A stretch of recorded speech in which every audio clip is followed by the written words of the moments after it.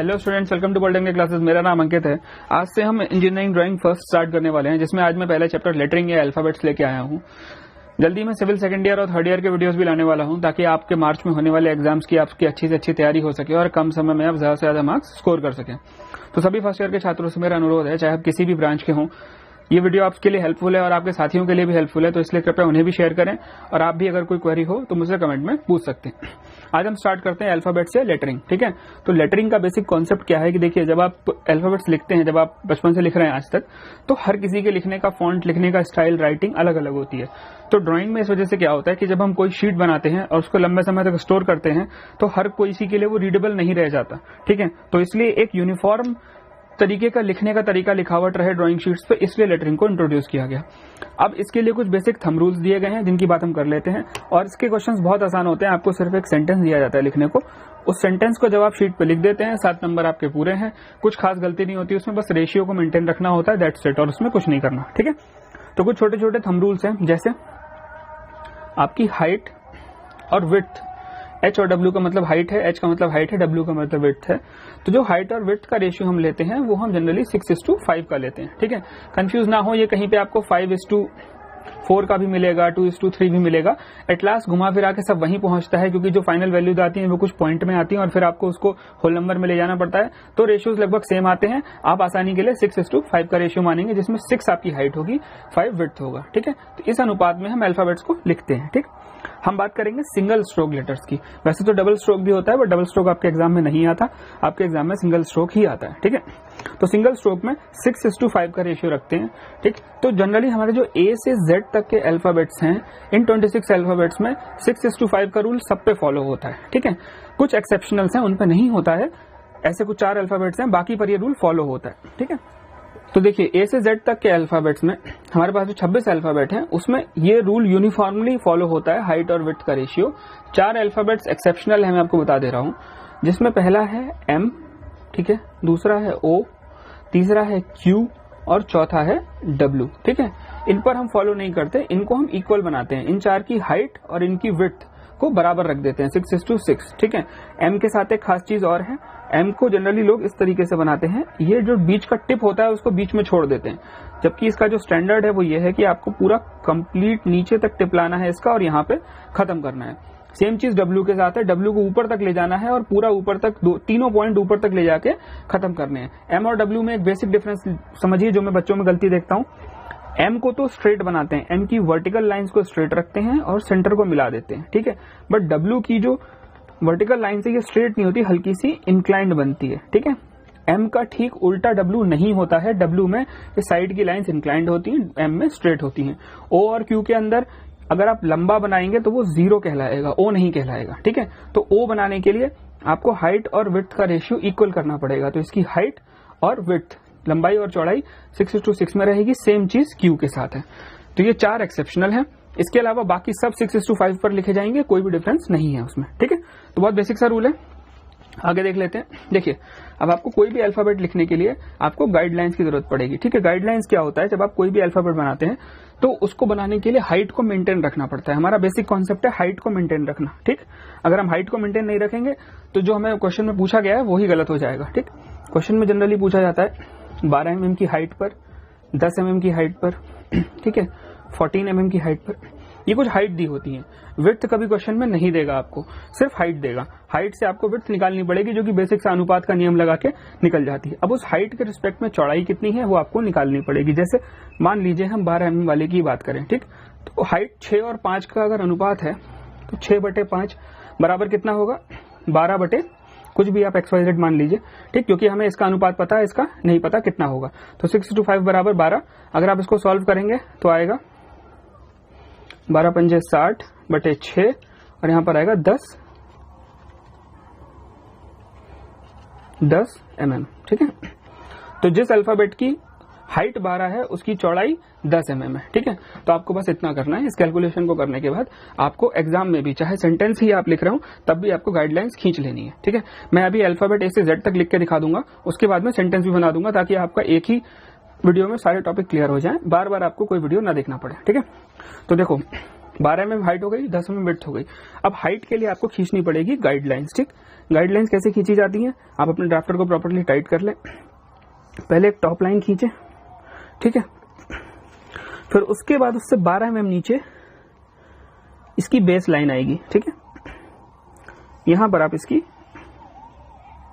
Base line खींचेंगे। ठीक, अब जनरली जब हम अल्फाबेट्स लिखते हैं, मान लीजिए आपने एक अल्फाबेट लिखा, एक वर्ड लिखा, सॉरी, डॉग। ठीक, तो आप देखेंगे ये जो वर्ड है इसमें अल्फाबेट्स के बीच में भी कुछ स्पेस है और एक वर्ड खत्म होने के बाद भी कुछ स्पेस है। ठीक है, तो होता क्या है, जब हम एक पूरा वर्ड लिखते हैं तो वर्ड के जो अल्फाबेट्स हैं उनके बीच में स्पेस 3 तरीके से छोड़ी जाती है। ठीक है, हम अल्फाबेट्स लिखते हैं नॉर्मल,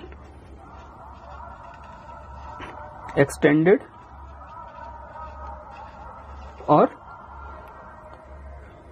कंप्रेस्ड। ठीक है, अब इनकी जरूरत आपको एग्जाम में नहीं पड़नी, बस जानकारी होने के लिए बता दे रहा हूं। तो आपको एग्जाम में नॉर्मल वाले ही लिखने हैं। एक्सटेंडेड और कंप्रेस्ड में क्या होता है, सिर्फ ये जो अल्फाबेट्स हैं, चाहे वो एक वर्ड हो चाहे पूरा सेंटेंस हो, इनके बीच की स्पेस को बढ़ा देते हैं, कंप्रेस्ड में और पास कर देते हैं, और नॉर्मल में आप नॉर्मल 2-2 मिलीमीटर का गैप रखते हैं। ठीक है, तो बेसिक रूल आप समझ गए कि आपको अगर कोई वर्ड दिया, ठीक है, मान लीजिए मैंने एक वर्ड लिया स्केल। ठीक, अब जो इनके एक अल्फाबेट के, एक वर्ड के अल्फाबेट्स के बीच की दूरी है, यहां पर आप 2-2 mm का गैप कर देंगे। पर एक वर्ड के बाद जब दूसरा वर्ड स्टार्ट होगा, ठीक है, मान लीजिए इसके बाद आपने इज लिखा, तो जो इनके बीच का गैप होगा यहां पर आप एक पूरे अल्फाबेट के लेटर के बराबर दूरी छोड़ेंगे, या फिर ये भी कह सकते हैं कि जो एम अल्फाबेट है, ठीक है, उसकी बराबर चौड़ाई, मतलब ऊंचाई और चौड़ाई, जितनी ऊंचाई है उतनी ही चौड़ाई आप 2 वर्ड के बीच में छोड़ेंगे। ठीक, मैं फिर से समझा देता हूं। आप एक सिंगल वर्ड जब लिख रहे हैं, मान लीजिए आपने एक सेंटेंस कोई भी ले लिया, ठीक है, he is walking on the road, तो जो वर्ड्स हैं ही इज वॉकिंग, अब एक एक वर्ड ही के बाद जो स्पेस छूटेगा वो एक अल्फाबेट के बराबर छूटेगा, मतलब कि आप पूरा एम इसके बीच में लिख सकें। जितनी हाइट है उतनी ही तो चौड़ाई होती है एम की, तो उतना ही आपको स्पेस छोड़ना है। पर वहीं जब आप एक सिंगल लेटर लिखेंगे, जैसे रोड लिखा, तो इनके बीच में आपको 2-2 mm का गैप छोड़ना है। ठीक है, चलिए आगे देख लेते हैं। तो मैंने गाइडलाइंस खींच ली। अब इन गाइडलाइंस से हमें क्या करना है, गाइडलाइंस पे आपको वर्टिकल गाइडलाइंस लेनी पड़ेंगी। तो स्टूडेंट्स, हम जो गाइडलाइंस बनाएंगे, गाइडलाइंस का बेसिक तरीका ये है कि गाइडलाइंस में आप पहले हाइट डिनोट करेंगे। ठीक है, डिनोट हाइट आपकी 12 mm की है, तो आप हाइट लेंगे, उसके लिए आप 2 गाइडलाइंस खींचेंगे इसकी वर्टिकल डिस्टेंस को मेंटेन करने के लिए, और इन दोनों लाइन के बीच में आप दूरी रखेंगे 12 mm की। ठीक है, अब इसके बाद ध्यान देने वाली बात यह है कि जहां पर भी आपका M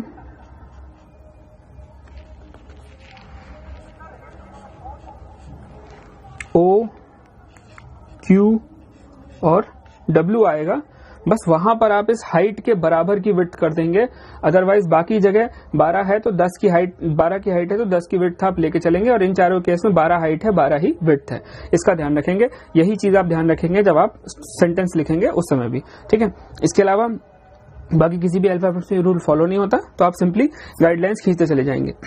गाइडलाइंस खींचने का सिंपल सा तरीका है, आप पहले एक वर्टिकल लाइन खींच लें और फिर उससे 1 सेंटीमीटर दूर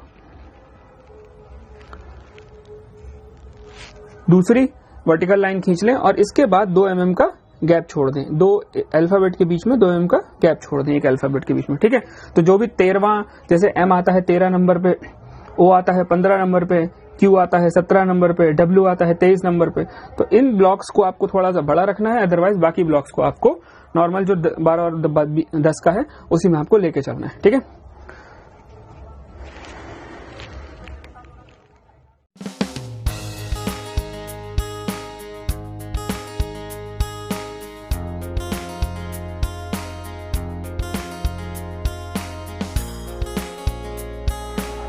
तो चलिए देखें, अब मैंने 14 ब्लॉक्स खींच लिए हैं, जिसमें से जो 13 नंबर वाला है वो M का है, इसलिए मैंने इसको थोड़ा सा बड़ा रखा है। बाकी सारे 10 और 12 की हाइट पर हैं, जिसमें आपको जब भी आप बनाएंगे तो आपको हाइट जरूर लिखनी है, चाहे आप सेंटेंस लिखें तब भी आपको गाइडलाइंस के नीचे हाइट इस तरीके से लिख देनी है कि ये 12 mm हाइट पर है, और हाइट आपको सवाल में दी होगी। और उसके अलावा विड्थ आपकी ये रही, इसको भी आप मेंशन कर देंगे। ठीक है, इसके बाद लिखना स्टार्ट करें तो जब हम ए लिखते हैं तो सेंटर से स्टार्ट करते हैं और ब्लॉक को पूरा फिल करते हैं इस तरीके से। ठीक है, ए। बी में एंड लाइन से स्टार्ट करते हैं और ब्लॉक को पूरा फिल करते हैं इस तरीके से। सी के केस में भी ब्लॉक को पूरा फिल करते हैं। डी इस तरीके से। ई के केस में ध्यान रखिएगा, ई में जो ऊपर वाली और नीचे वाली लाइन है ये पूरी बनती है, बीच वाली हाफ बनती है। एफ ई की तरह ही बनेगा, सेंटर वाली लाइन हाफ बनेगी। जी के केस में कई स्टूडेंट गलती करते हैं, जी को इस तरीके से कर देते हैं, जबकि जी का जो स्टैंडर्ड फॉन्ट है वो ये है, बस इतना है। ठीक है, तो ये आया जी अपने स्टैंडर्ड फॉन्ट में। ठीक, जी के बाद आएगा एच, इसमें भी हाइट और विड्थ का रेशियो वही मेंटेन रहेगा। फिर आई, आई को एकदम सेंटर में लिखेंगे और आई हमेशा वर्टिकल लाइन से बनता है। आई में कभी भी इस तरीके से आप ड्राइंग के अंदर ये वाले फॉन्ट में नहीं बनाते। ठीक है, सिर्फ एक स्ट्रेट लाइन बनाएंगे। जे के केस में, ठीक है, के में ध्यान रखने वाली चीज ये है कि जो टॉप से इंक्लाइंड लाइन आएगी वो थोड़ा सेंटर तक आएगी और दूसरी वाली उसके नीचे से स्टार्ट होगी। ठीक है, फिर एल, एम के केस में खास ध्यान रखिएगा कि जो सेंटर वाला पॉइंट है वो मिड नीचे तक मिलेगा। ठीक है, उसके बाद एन। ठीक है, तो ये ए से लेके एन तक हो गए। इसके बाद में इसके आगे के अल्फाबेट्स ही बता रहा हूं।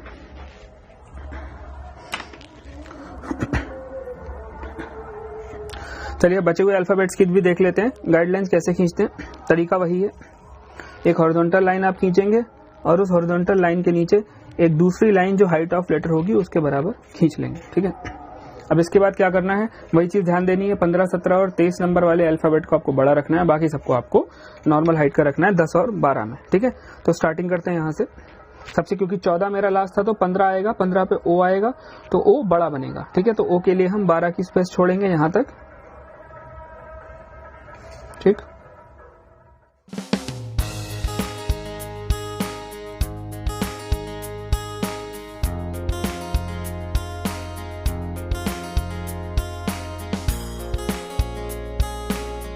चलिए देखते हैं इसमें अल्फाबेट्स कैसे लिखते हैं। 13 यहाँ था, 14 ये है, तो 15 पे आपका ओ आएगा। ठीक है, फिर 16 पे पी आएगा, 17 पे आपका आएगा क्यू, जिसको आपको बड़ा करना है तो मैंने इसको और इसको बड़ा रखा।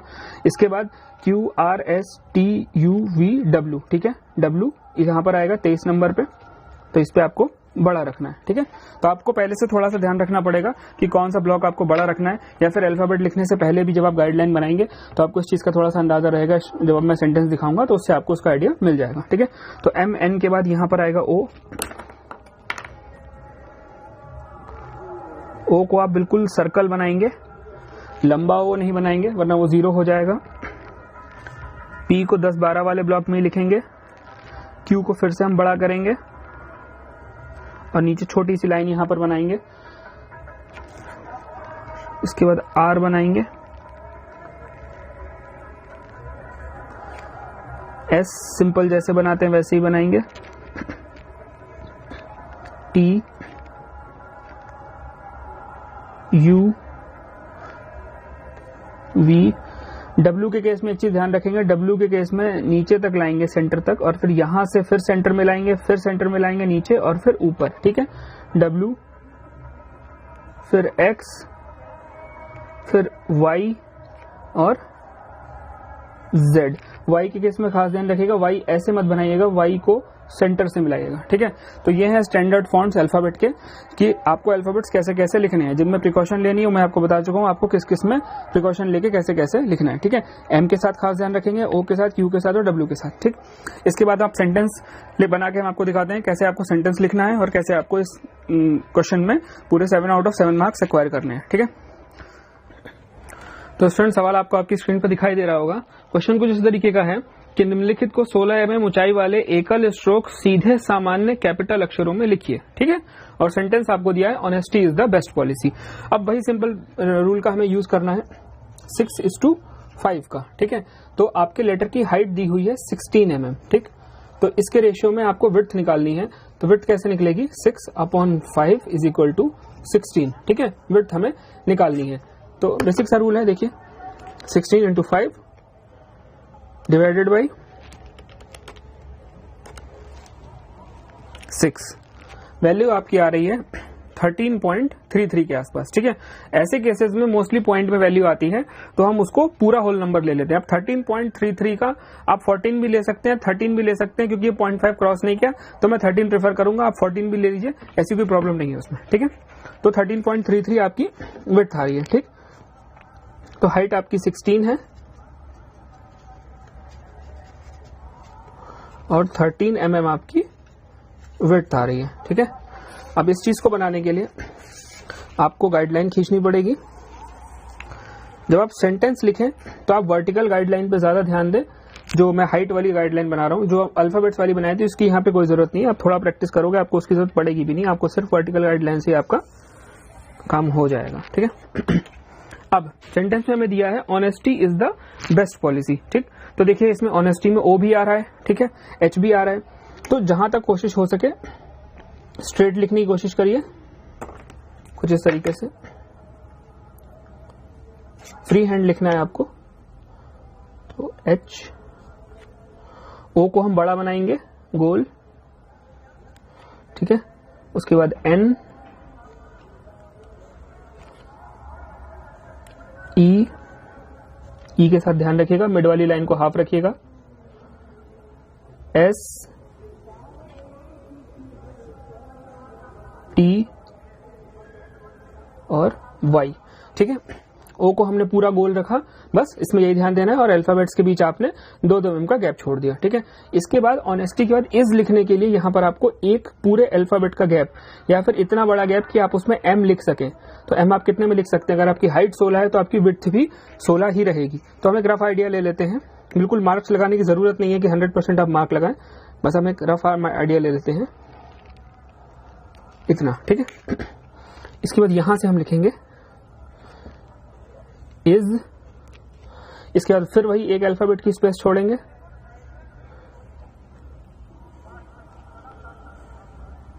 द, फिर एक अल्फाबेट की स्पेस छोड़ेंगे,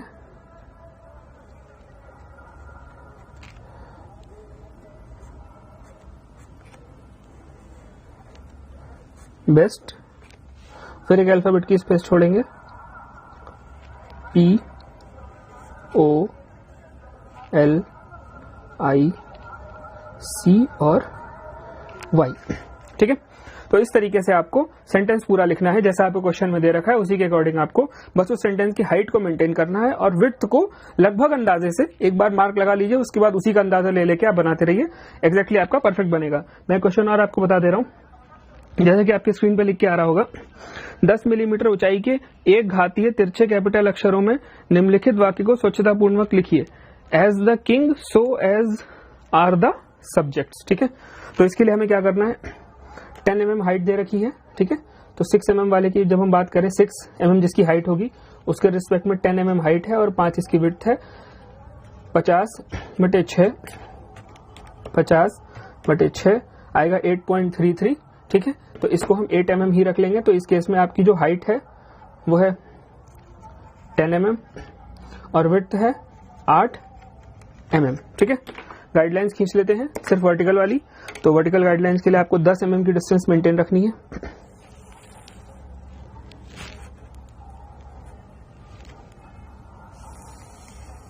इस तरीके से। हाँ, एक चीज और, जब आप सेंटेंस लिख लें, सेंटेंस के लास्ट में यहां पर हाइट जरूर लिख दें। जो भी हाइट आप अल्फाबेट की ले रहे हैं वो जरूर से यहां पर लिख दें। 16 mm इसकी हाइट है। ठीक है, और एक अल्फाबेट की विड्थ है 13। ठीक, तो ये 2 चीजें जरूर मेंशन कर दें, हाइट और विड्थ। ठीक है, इसके बाद मैंने बना लिया। अब मेरा लाइन सेंटेंस है एज द किंग। ठीक है, तो स्टार्टिंग करेंगे बिल्कुल शुरुआत से।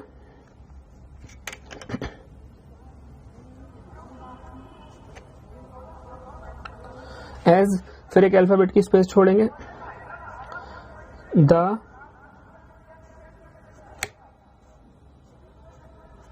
स्पेस छोड़ेंगे, फिर एक अल्फाबेट की, एक वर्ड खत्म हो गया, एज द किंग। जी में खास ध्यान रखिएगा, जी इस तरीके से बनेगा, ये वाला जी मत बनाइएगा। एज द किंग सो में ओ बड़ा रखिएगा, एज सो आर है ये, सॉरी एज नहीं है, as the king so are the subjects.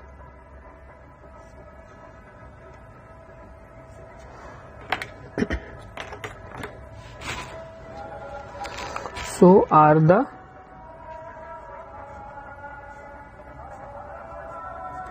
subjects, T H E और S U B J